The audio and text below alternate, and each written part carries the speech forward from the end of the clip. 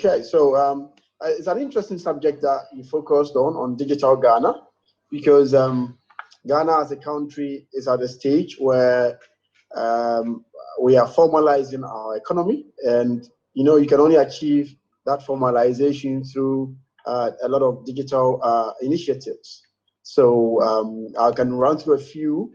Currently, we have a singular national ID card, which meant that every citizen, even including foreigners, will have a card.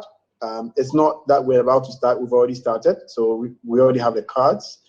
That means that we're able to locate every individual by their unique identifier through that card. And that card will have all other IDs on the card, whether it's your driver's license or your national health insurance records. All of that will be linked to this card. So it would help with being able to plan and being able to forecast what the population numbers are like.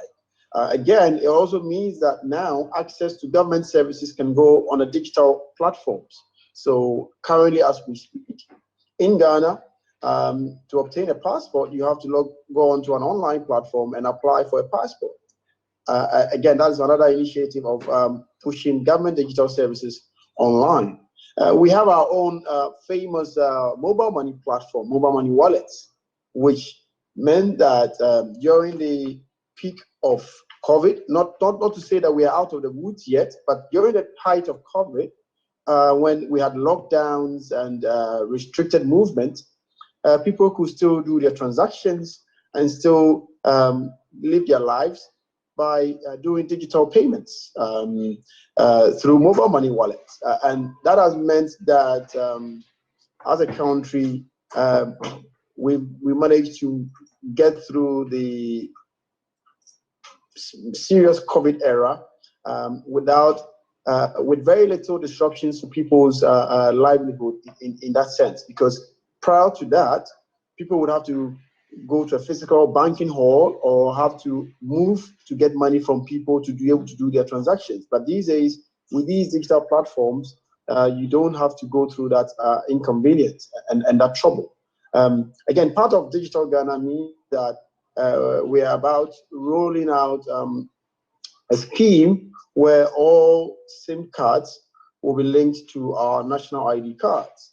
That means that the fight towards cyber crimes will be taken on seriously, because if you use your SIM cards to perpetrate any fraud or any cyber crime, it will be, because the SIM cards are linked to your national ID, you can be traced and are also taken on by the law. So these are a few initiatives that Digital Ghana or Ghana Going Digital has brought about to be able to transform our economy. Again, citizens can pay taxes using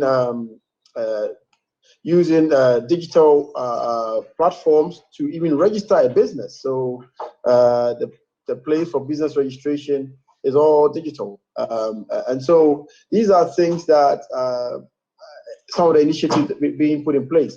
It will interest you to know that, again, at the height of COVID, Ghana was one of the few countries that were able to use drone technology to even pick up and deliver COVID samples from across the length and breadth of the country, even in the hinterlands. And that worked so perfectly well. And that drone delivery service is being used to deliver essential medical supplies to landlocked areas and to places that are very difficult to reach. So it shows you an example of how we are using modern day technology to leapfrog and solve our socioeconomic problems. I don't know if anybody has any question for me on that front. Yeah. No yet, but can you explain to us how the incubator in digital works in Ghana? Right.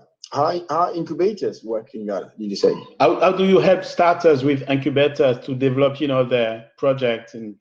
Right. Okay. So as you probably heard in my introduction, or when I was being introduced, I run the ACCRA Digital Center as the head of operations, and at the Digital Center is a nerve center for incubating and accelerator programs. We're incubating a lot of tech startups in a lot of the disruptive technologies, including AI, blockchain, Internet of Things, drone technology I mentioned earlier, virtual reality, and all of these things. And the Digital Center has hubs, Tech Lab, the Ghana Innovation Hub, which nurture these tech startups in every year. And once they're able to have from ideation through incubation to acceleration, once they're able to have a go-to market, they are given some grant funding to be able to launch their product or service. And this is what is happening right here at the ACCRA Digital Center. And not just here, but also in other hubs dotted around the country. Okay, so if you imagine, a Ghanaian who has grown up abroad and he wants to return and settle, and he has idea of technology, he wants to develop an app. How can he reach you? How can he get in the, ACCRA Technology Lab, Digital Center? Right. So, I mean, ACCRA Digital Center is very, very visible on all the social media platforms. We are very much active there. So if you search for us, on Facebook or Instagram or Twitter or LinkedIn, you would find us there and reach out to us, whether by email or phone call.